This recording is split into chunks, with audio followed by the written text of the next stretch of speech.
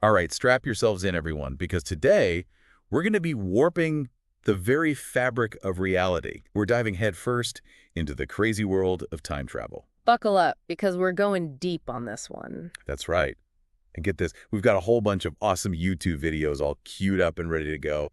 We're going to be talking about the history of time travel, the science, and maybe even a few paradoxes that'll make your head spin. Yeah, time travel, it's one of those topics that just captures the imagination, you know? It really makes you think about the nature of reality and the possibilities of what might be out there. And the cool thing is, it's not just science fiction fodder anymore. We're going to be looking at some actual scientific theories and experiments that suggest that maybe, just maybe, time travel might actually be possible. Okay, well, hold on for a second. Time travel seems so, like, futuristic and sci-fi, but we're talking real science here. Oh, yeah, we're going there. Okay, I am so ready for this. But before we jump into the really mind-bending stuff, how about we start with something we can all relate to? Like how time travel shows up in pop culture. I mean, Common, who hasn't dreamt of hopping in a DeLorean and zipping back to the past, or maybe taking a one-way trip to the future. Right. I mean, you've got Back to the Future, Interstellar, Harry Potter with its time turners, the list goes on and on. Time travel is a huge theme in movies, books, TV shows. You name it, it's probably got some time travel in it somewhere. I know. It's everywhere. And it's all so different. Like in some stories, you've got these one-way trips to the future. And in others, it's like instantaneous jumps through time. And then there's the whole idea of like time moving around a person who's just standing still, or even time travel happening by traveling at the speed of light. It's wild. Yeah, it's all over the map. I think that's part of what makes it so fascinating. There are just so many different ways to imagine it. But I guess the big question is, Okay, let's get to the real question here. Do any of these fictional takes on time travel actually hold up when you look at the science? Like, is there any chance that any of this stuff could actually work in the real world? that is the million-dollar question, isn't it? And to answer it, we need to bring in the big guns, Albert Einstein and his theory of relativity. Einstein. Okay, I'm all ears. But time travel seems so futuristic. But Einstein was way back in the early 1900s. What did he discover back then that even relates to this? Well, before Einstein, everyone pretty much thought time was absolute. Like it just ticked away at the same rate for everyone, everywhere, no matter what. That's what Isaac Newton believed. But then Einstein came along and said, nope, time is relative. It's like influenced by speed and gravity. Wait, but time is relative. So instead of time being like a rigid, unchanging thing, it's more like a river. Right. Like how its flow can speed up or slow down depending on the terrain. That's a perfect analogy. Just like a river's flow is affected by, twists and turns and obstacles, Einstein realized that massive objects in high speeds can actually warp the flow of time. And that brings us to the seriously mind-bending concept called time dilation. Time dilation. Okay, that sounds intense. So is time dilation like the secret sauce to all this time travel talk? It's a huge part of it, yeah. Time dilation basically means that time can tick at different rates for different observers. Think of it like having two clocks running at different speeds. And the faster you travel through space, the slower time passes for you compared to someone who's stationary. Hold on, are you saying that if I hop on a super fast spaceship and zoom around the galaxy, I'd actually age slower than everyone back on Earth? Well, yeah, in theory, that's exactly what would happen. And it's not just theory, there's real-world proof. Like, in 1971, they did this experiment called the Hafele-Keating experiment. They put atomic clocks on airplanes and flew them around the world, comparing them to clocks on the ground. And guess what? The clocks on the planes showed a tiny difference, a fraction of a second, but still they had traveled a tiny bit into the future. You're kidding, a fraction of a second into the future. Yep, it's a real phenomenon, and it's been proven by experiments, and it gets even weirder. Think about astronaut Scott Kelly. He spent over a year in space on the International Space Station. When he came back to Earth, he was a tiny bit younger than his twin brother, Mark, who had stayed on Earth the whole time. What? Really? Yeah. That's insane. So is time travel to the future a done deal then? It's definitely a real phenomenon. I mean, it's happening all the time, just on a very small scale. But if we could somehow travel at the speed of light, then things would get really wild. Okay, spill the beans. What happens at the speed of light? Well, imagine this. You're on a spaceship cruising at near light speed for 10 years. You come back to Earth and boom, 9,000 years have passed. 9,000 years. Yeah. That's wild. Okay, so maybe we can't travel at the speed of light, but going to the future, that's one thing. But what about the past? I mean, wouldn't that be way cooler? Imagine dinosaurs, ancient civilizations, maybe even a chance to rewrite history. Traveling to the past, that's the holy grail, isn't it? But is it even scientifically plausible? Well, there are a few theories out there, like wormholes, for example. Wormholes. You mean those tunnels through space-time we see in sci-fi movies? That's the one. Imagine a shortcut through the fabric of space-time, connecting two distant points. That would be amazing. Sign me up. But wait, Yeah. do wormholes actually exist? That's the catch. We haven't actually observed one yet. And even if they do exist, there's this thing called negative energy that we'd need to keep them open and stable. Negative energy. What is that? Some kind of like anti-gravity stuff. Kind of, yeah. Some physicists think we'd need tons of this exotic stuff to prevent a wormhole from collapsing in on itself. Okay, now you're starting to lose me. But it sounds complicated. So even if wormholes are possible, it sounds like we're a long way from actually using them for time travel. Yeah, for now, it's still very much in the realm of speculation. But hey, who knows what the future holds, right? Maybe someday we'll crack the code of negative energy and unlock the secrets of wormhole travel. All right, so maybe wormholes are off the table for now. But what about traveling to the past? Isn't that, like, totally impossible? Because of paradoxes. So you're thinking about the grandfather paradox, Yeah. right? Like, what if you go back in time and accidentally prevent your own grandparents from meeting? Wouldn't that just break the universe? You've hit on one of the biggest head scratchers when it comes to time travel paradoxes, and the grandfather paradox is a classic example. If you prevent your own birth, how could you exist to travel back in time in the first place? It's a real mind bender. Yeah, no kidding. So is there any way around these paradoxes? Or is backward time travel just totally off limits? Well, there's this one interpretation of quantum mechanics that might offer a solution, the many worlds interpretation. Okay, that sounds intriguing. Tell me more. What is this many worlds interpretation? Does it involve, like, alternate realities and stuff? It does. Basically, the many worlds interpretation says that every time a quantum measurement with multiple outcomes happens, the universe splits into multiple parallel universes, each reflecting a different outcome. Wait a minute. Are we talking about infinite universes? Infinite universes, infinite possibilities. It's wild, right? And if it's true, then traveling to the past might actually send you to a different parallel universe, not your original timeline. So any changes you make in that other universe wouldn't affect your own history. Whoa, that's heavy. So you're saying there's a universe out there where I actually won the lottery last week? Maybe. And there's another one where you didn't. It's all about choices and possibilities. My mind is officially blown. This is insane. So even if traveling to the past might be theoretically possible, it sounds like we'd be messing with a whole lot more than just our own timeline. Yeah, the implications of time travel are definitely mind-boggling, but hey, that's what makes it so fascinating to explore. I totally agree. And speaking of exploring, I think it's time we take a short break to let our brains recharge. But before we do, we want to leave you with a question to ponder. If you could send a message back in time to your younger self, what would it be? We'll be back in a flash to delve even deeper into the mysteries of time travel. And we're back. Time travel, it's enough to make your head spin right. It really is. There's so much to consider. Like all this talk about warping space-time and bending the flow of time, it makes you wonder if going back in time could actually be possible. I know, it feels like we're getting closer to, figuring it out. Yeah. But then you remember those pesky paradoxes, those logical loopholes that seem to, like, throw a wrench in the whole idea? Yeah. You're right. It's one of the biggest challenges with the concept of backward time travel. Like, what if someone goes back in time and changes history? Or prevents their own existence? Total chaos. But some physicists have come up with some ideas to try and address these paradoxes.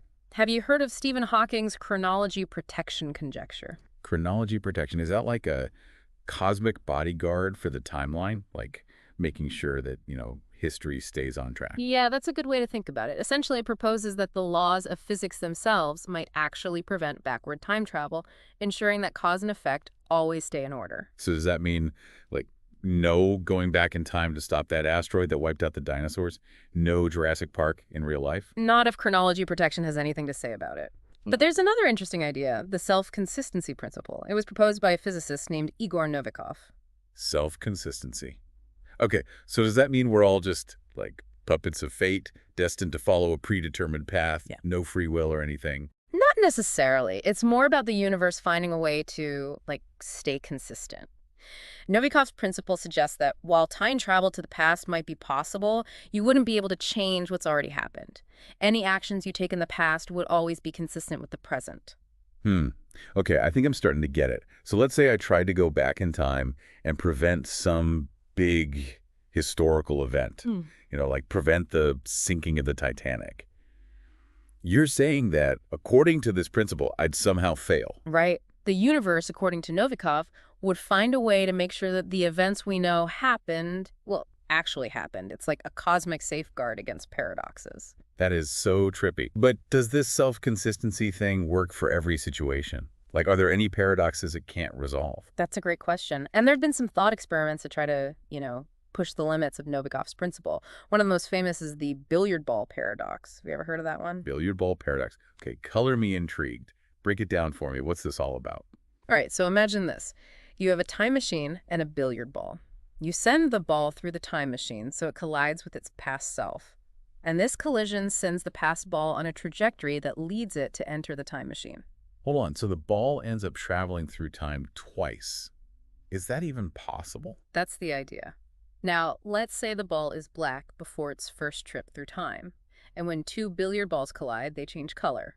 So after the first trip through time, the ball is now white. Gotcha. Same ball, travels through time twice, first black, then white after the collision. Exactly. But now that same white ball travels through time again, back to the point where it collides with its past self, which is black. Right, because the past self hasn't traveled through time yet. But wait a second. Wouldn't that mean the same ball is both black and white at the same time, depending on which trip through time we're talking about? You got it. And that seems to contradict Novikov's principle. This is where things get really tricky.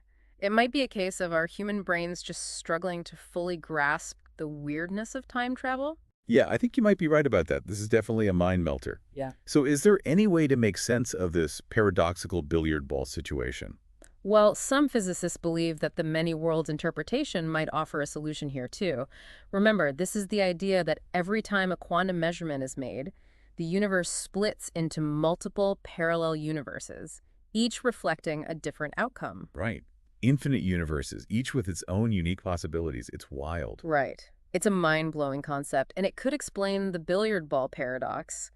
Each collision could be happening in a different universe, so the ball could be black in one universe and white in another, without any contradictions. Okay, I think I'm starting to see how this could work. So if I went back in time and, let's say, try to stop my grandparents from meeting, I'd essentially end up in a parallel universe where I never existed. But my actions wouldn't erase me from my original universe. That's one way to think about it. It's a pretty crazy thought, but it would resolve the paradox. Whoa. The implications of that are huge. Okay, so maybe the many worlds interpretation can help resolve some of these mind-bending paradoxes. But even if we could somehow, wrap our heads around all that, don't we still have the problem of actually figuring out how to travel through time? That's the big question, isn't it? And we've talked about wormholes, but remember those Tipler cylinders we mentioned earlier? There's actually another aspect to them that's worth exploring. Tipler cylinders, those like infinitely long spinning things. Those are the ones, but some physicists believe that you wouldn't necessarily need an infinitely long cylinder to create a closed, time-like curve. That loop in space-time that allows for backward time travel. Wait, so a shorter Tipler cylinder could work. How's that even possible? Well, some theories suggest that if you could create a Tipler cylinder with enough mass and spin it incredibly fast, you could warp space-time enough to create a closed, time-like curve. And by following that loop, you could theoretically travel back in time. Okay, now you're really talking. But isn't this where we run into the problem of needing a ridiculous amount of energy, like that negative energy stuff we talked about before? You got it. It seems like no matter what route we take towards time travel, negative energy is always this huge obstacle. It's like the ultimate cosmic buzzkill, isn't it? So Yeah. even if we could somehow build one of these Tipler cylinders, the energy demands would be astronomical, Well, right? you're pretty much. But hey, who knows what the future holds? Maybe someday we'll find a way to crack the code of negative energy, and then who knows what's possible. I love your optimism. And you're right, we're constantly making new discoveries. Maybe someday all these seemingly impossible things will be, totally within reach. But let's not forget about wormholes. They're still one of the most intriguing possibilities for time travel. They are. And they definitely sound a lot more appealing than an infinitely long spinning cylinder, wouldn't you say? Totally. Imagine, bypassing the vast distances of space and time by just, like, slipping through a wormhole. It'd be like taking a shortcut through a mountain instead of having to hike over it. But wormholes have their own set of challenges, don't they? Oh, yeah, for sure. I mean, first of all, we still haven't actually observed one. And even if they do exist, they'd likely be very unstable. Imagine trying to hold open a tunnel in a sandcastle, would just collapse, right? Okay, yeah, that makes sense. And this is where the energy requirements come back into play, right? Exactly. To stabilize a wormhole, we'd probably need a lot of exotic matter, which is closely related to negative energy. Okay, so even if we ignore all the energy issues, let's say, just for fun, Hmm. that we could somehow magically stabilize a wormhole, what would actually happen if we traveled through it? Like, where would we end up? That is the million-dollar question. And it brings us back to the concept of time dilation. Remember how we talked about time passing at different rates depending on speed and gravity? Right, it's all relative. Right. Well, some physicists think that if you were to enter one end of a wormhole and exit the other, you might experience a significant shift in time. It'd be like stepping through a door and finding yourself in a different era. Whoa, so could I, like, walk through a wormhole and end up face to face with a T-Rex? That would be an epic vacation. Maybe, but figuring out how to control where and when a wormhole leads you is another matter entirely. We're still trying to understand the basic physics of these hypothetical tunnels, let alone how to steer them. Okay, so maybe time-traveling tourism isn't happening anytime soon. But still, the idea that wormholes could transport us through time is incredible. It's like having a cosmic lottery ticket, where the destination is a total mystery. I love that analogy. And here's another interesting wrinkle. Some physicists believe that you could actually manipulate a wormhole to create a time machine. Hold up, a wormhole time machine. Okay, now you've got my full attention. How would that even work? Imagine this. You take one end of a wormhole and attach it to a spaceship, then you send that spaceship on a journey at near the speed of light. Okay, so we've got a spaceship zooming around the cosmos with a wormhole portal trailing behind it. That's a wild visual. It is. And because the spaceship is traveling so fast, it would experience time dilation, meaning time would pass slower for the spaceship than for someone standing still. So the spaceship is basically fast-forwarding through time, right? Exactly. Now, here's the key. The other end of the wormhole, the one that's stationary, wouldn't experience the same time dilation. Time would pass normally for that end. So one end of the wormhole is flying into the future, and the other end is stuck in the present. Okay, I can see where this is going. Right. Let's say the spaceship has been traveling for a while and has experienced significant time dilation. If you were to step through the stationary end of the wormhole, you'd essentially be stepping into the past relative to the time experienced by the spaceship. Whoa. It's like the wormhole is a bridge between 2 points in time. It's incredible. It is. But of course, this is all highly theoretical. We're still a long way from, observing a wormhole, let alone figuring out how to turn one into a time machine. But it's fun to think about the possibilities. It really is. And it's amazing how, like, no matter what avenue we explore for time travel, we keep coming back to these same mind-blowing concepts, Right. like wormholes, time dilation, those closed time-like curves. It's like the universe is hinting at something. Maybe it is. There's still so much we don't know about the universe, but that's what makes it so exciting to explore, right? There's always something new to discover. I totally agree. But for now, I think we need to take a little detour into something a bit less, scientific. Let's talk about some of the real-world claims of time travel. You know those stories about people who say they've actually traveled through time? Oh, yeah, I love those stories. They're always so intriguing. Are they hoaxes or could there be some truth to them? It's a mystery. It's like that perfect mix of skepticism and what if that makes these stories so fascinating. After the break, we'll dive into some of the most famous accounts of supposed time travelers and see if we can separate fact from fiction. Stay tuned. All right, we're back, and we're ready to get down to the nitty-gritty. Did it really happen? Let's talk about those real-life time travel claims. It's funny, even after all the mind-bending science we've discussed, there's something about these personal accounts that really grabs you, isn't there? Oh, it's that blend of, like, no way and what if that makes these stories so captivating. And one that always comes to mind is the story of John Teeter. Oh, yeah, John Teeter. That's a classic. Remember, he claimed to be a time traveler from the year 2036. Yes. He popped up on these online forums back in the early 2000s, and he was posting all these detailed descriptions of, like, future events and pictures of his supposed time machine. It was crazy. Right, and some of the things he predicted actually lined up with events that happened later on, but then some of his predictions were totally off. It's like a cosmic game of two truths and a lie, you know? Exactly. And that's what makes it so hard to just dismiss him as a hoax. Was he really a time traveler? Or was he just really good at making stuff up?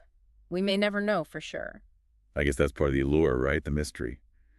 But speaking of mysteries, I want to circle back to something we talked about earlier, the many worlds interpretation. I'm still trying to wrap my head around that one. It's a big one, that's for sure. To think that, like, every time a decision is made, a new universe branches off, it's almost too much to process. I know.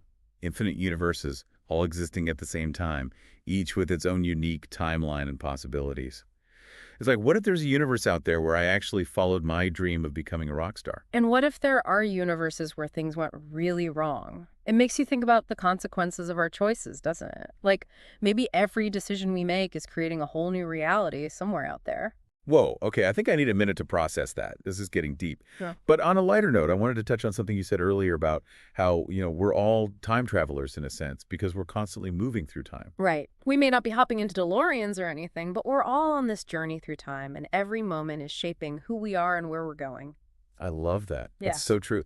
Time travel isn't just about, like, futuristic technology and paradoxes. Yeah. It's about appreciating the present moment and the choices we make every single day. Exactly. We can't change the past and we can't predict the future, but we have the power to choose what we do right now.